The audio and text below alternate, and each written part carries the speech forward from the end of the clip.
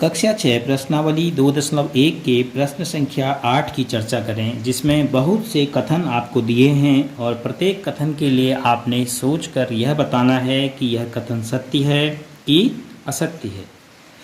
तो सबसे पहले पहला कथन ए, शून्य सबसे छोटी प्राकृतिक संख्या है। आप वीडियो में देख रहे हैं कथन को, शून्य सबसे छोटी प्राकृतिक संख्या है। क्या प्राकृतिक संख्या शून्य होती है?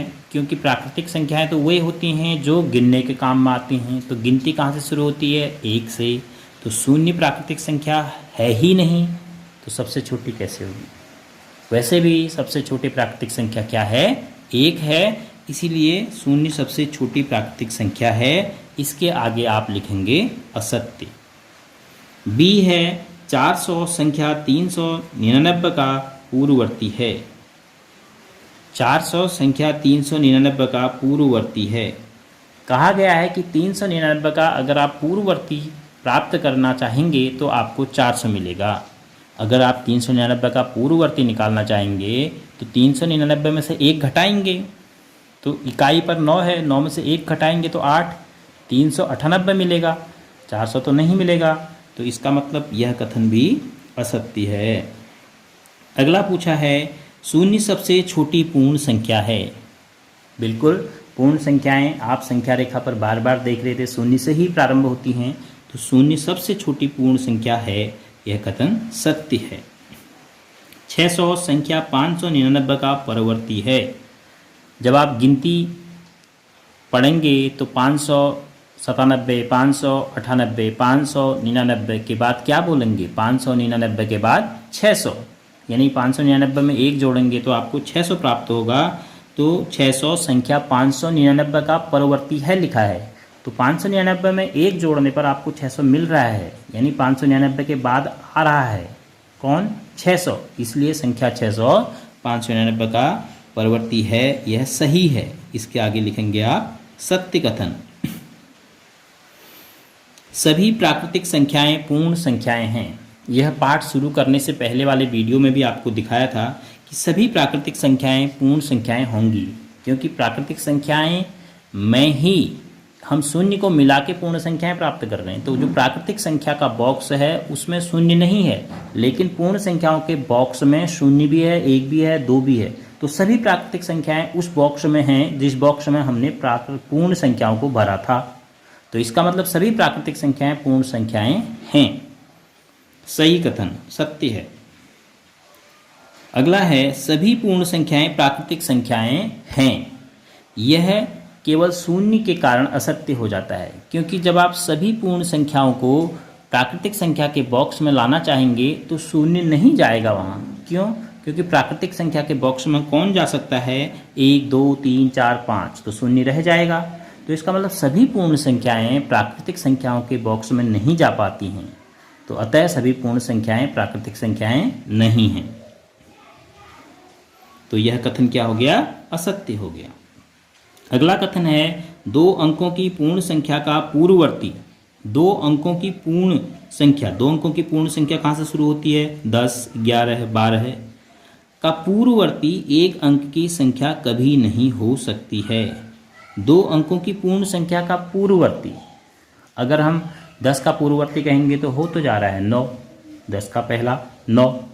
तो इसने लिखा है कि 2 अंकों की पूर्ण संख्या का पूर्ववर्ती 1 अंक की संख्या कभी नहीं, शब्द जो दिया है कभी नहीं हो सकती है। हो सकती है कब? जब हम 2 अंक की संख्या 10 लेंगे तो उसकी पूर्ववर्ती संख्या 9 1 अंक की हो जाएगी। तो ये जो शब्द लिखा है कभी नहीं, यह असत्य है। तो अतः यह कथन क्या हो गया? असत्य हो गया। 1 सबसे छोटी पूर्ण संख्या है। नहीं, 1 से भी छोटी पूर्ण संख्या कौन है? शून्य है। इसलिए यह कथन भी असत्य है। प्राकृतिक संख्या 1 का कोई पूर्ववर्ती नहीं होता। अब यहाँ पर आपने ध्यान से समझना है, प्राकृतिक संख्या भी लिखा है। प्राकृतिक संख्या 1 का पूर्ववर्ती, कोई भी पूर्ववर्ती जो प्राकृतिक संख्या ही हो, ऐसा नहीं होता है। क्योंकि 1 का पूर्ववर्ती कौन होगा? प्राकृतिक संख्याओं में कोई नहीं होगा। लेकिन पूर्ण संख्या अगर 1 की बात कर रहे हैं तो उसकी पूर्ववर्ती शून्य हो जाएगी पूर्ण संख्या।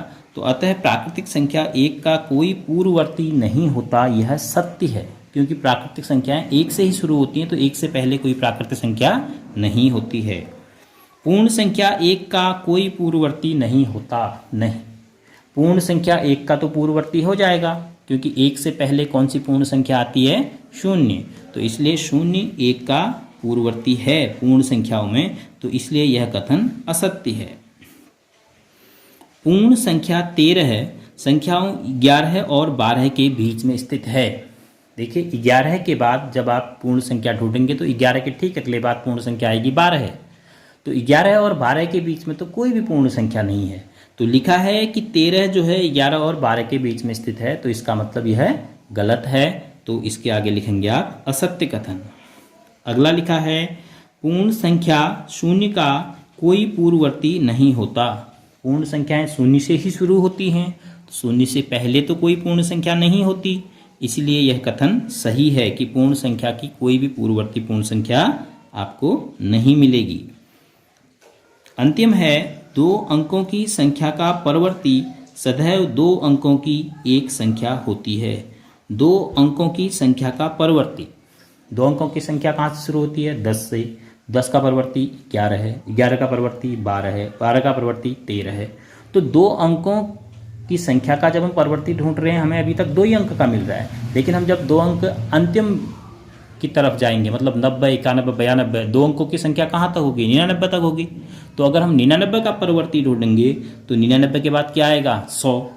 तो 2 अंकों की संख्या का परवर्ती सदैव, शब्द लिखा है सदैव, हमेशा क्या होना चाहिए? 2 ही अंकों की एक संख्या होनी चाहिए। ऐसा है क्या? नहीं। क्यों?